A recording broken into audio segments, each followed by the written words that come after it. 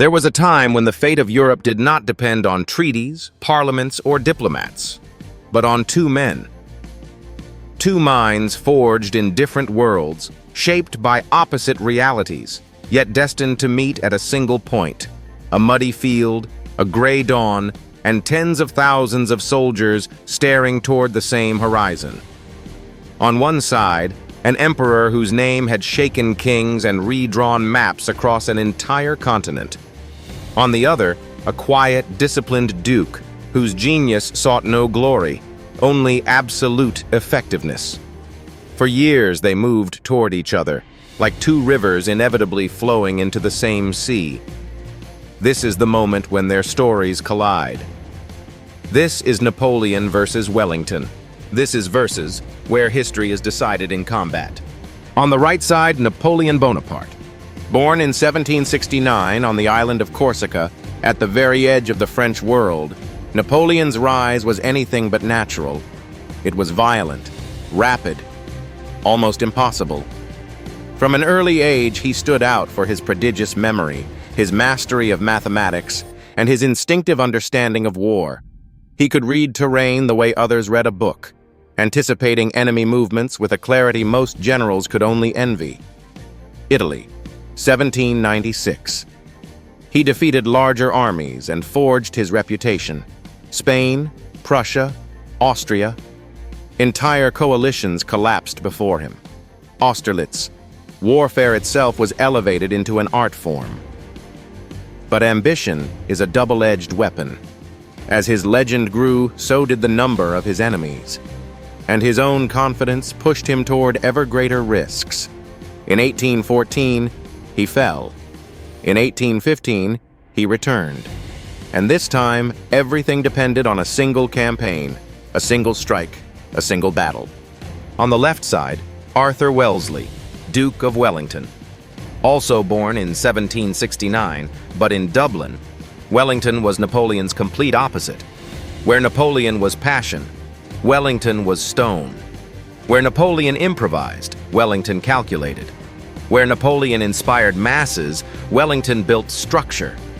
His genius was forged far from Europe, in the brutal campaigns of India, where he learned to use every hill, every river, every meter of ground as a precise instrument of war. Later, in the Iberian Peninsula, he became the hammer that struck the Napoleonic system again and again, slowly wearing it down. He defeated Soult, Massena, and Marmont, and he did so following a single, unwavering philosophy: never fight until the position is perfect. Wellington was an architect of the battlefield, and at Waterloo, he was about to build his masterpiece. For Napoleon, the campaign of 1815 was a race against time. He knew that if the European powers united their armies, victory would be impossible. So he did what he had always done. He struck first. His objective was clear: defeat Wellington's British-led forces and Blucher's Prussians separately before they could unite. At first, the plan worked. At Ligny, Napoleon defeated the Prussians. At Quatre Bras, the British held their ground, then withdrew in good order. There was no clear winner yet. But one thing was obvious to all of Europe: Napoleon was back. Wellington, meanwhile, remained unshaken. He carefully selected the ground on which the decisive battle would be fought. Waterloo, a near-perfect defensive position, featuring a natural ridge that allowed him to hide his infantry from French fire. Both men knew the moment history had been preparing for decades was approaching. June 18th dawned with rain still soaking the battlefield. This mattered. The mud slowed French artillery and weakened the mobility that made Napoleon so deadly. Wellington knew it. Napoleon knew it. When the French bombardment began, the cannonballs bounced less, rolled less, killed less. And here, the first major contrast in their styles became clear. Napoleon sought to break the enemy line with a decisive euder, a crushing blow. Wellington sought to absorb that blow until the attacker exhausted himself. The fortified farms of Hougoumont and La Haye-Sainte became zones of absolute resistance. French and Allied soldiers died meters apart, fighting for every wall, every door, every hedge. For hours, neither side gained a decisive advantage. Then Napoleon turned to one of his favorite weapons, the cavalry. Thousands of French horsemen surged uphill toward the British position. It was a terrifying sight. Steel, helmets, plumes, lances, advancing with near-suicidal determination. But Wellington had done something his enemies still failed to fully understand. He had hidden his main forces behind the ridge.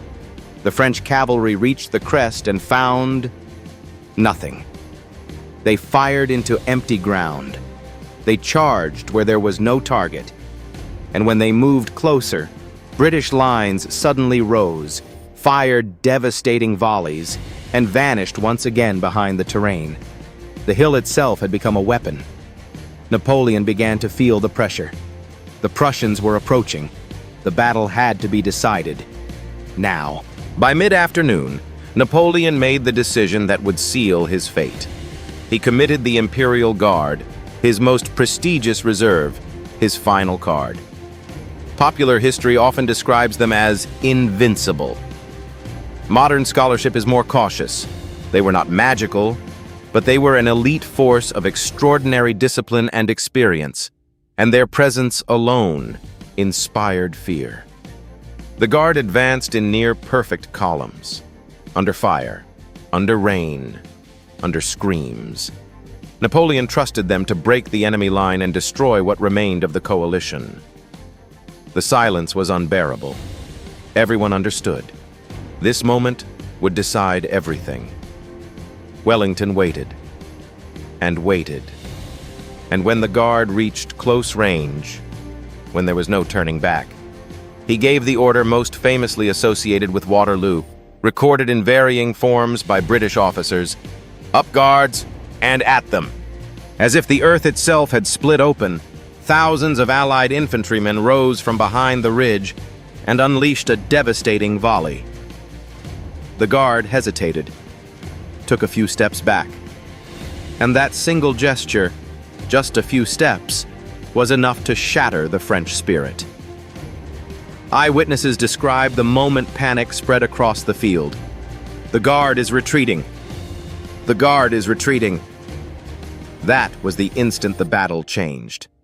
Not because of numbers, not because of tactics, but because of morale. The Guard had never failed like this before, in full view of the army, and the entire French front collapsed. Waterloo was not just a military defeat, it was the end of an era. Napoleon fled the field. Within days, Paris fell. Weeks later, the emperor surrendered. Wellington, meanwhile, transitioned from military hero to central political figure.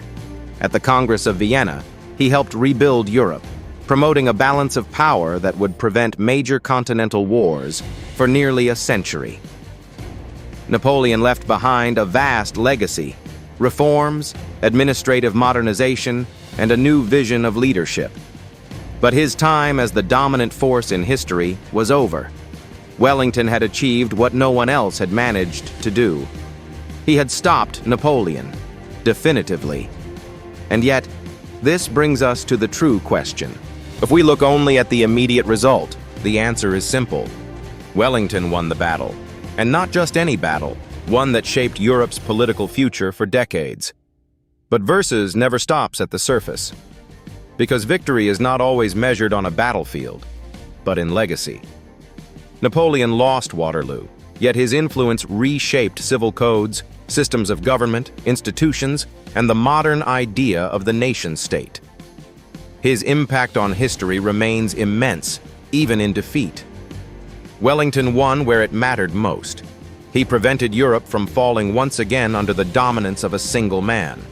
And his defensive doctrine, tactical clarity, and political stability left a deep mark on the 19th century. So, who really won? If we speak of the day, the moment, the battle itself, Wellington. If we speak of the century, of collective memory, of lasting impact, Napoleon stands among the most influential titans of history. But in the only moment when they faced each other directly, only one remained standing. And that is the essence of this duel. This was Napoleon versus Wellington, strategy versus vision, force versus discipline, ambition versus patience. This is versus where history is decided in combat.